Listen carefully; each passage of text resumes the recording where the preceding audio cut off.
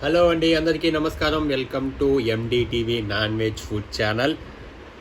మీరు మొన్న నేను ఛాలెంజ్ అంటే మా ఉమ్మ పెట్టిన ఛాలెంజ్లో నేను నెగ్గాను, గెలిచాను కాబట్టి అయితే ఆ రోజు చికెను, ఎగ్స్ అవన్నీ పెట్టింది కాబట్టి ఈరోజు వచ్చేసి ఓన్లీ ఆమ్లెట్స్ 4 ఆమ్లెట్స్ వేసింది.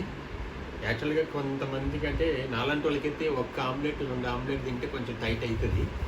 4 ఆమ్లెట్లు పెట్టింది మా ఉమ్మ. ఇదంతా పూర్తి చేయాలంట, ఇదంతా ఫినిష్ చేయాలంట. అలాగే విత్ గోంగూర పచ్చడి, కానీ చాలా బాగుంటుంది. గోంగూర పచ్చడి అండ్ ఆమ్లెట్ సూపర్ కాంబినేషను. ఇప్పుడు ఇదంతా నేను ఫినిష్ చేయాలంట. చూస్తాను మరి ఎలా ఫినిష్ చేయాలి, ఏంటి, ఎంత తొందరలో అని ఏం లేదు, కానీ మొత్తం తినాలంట. నేను ఒక్కనే తినాలి ఇదంతా. ఓన్లీ ఆమ్లెట్ ఇస్తే నాకైతే నోరు పడుతుంది.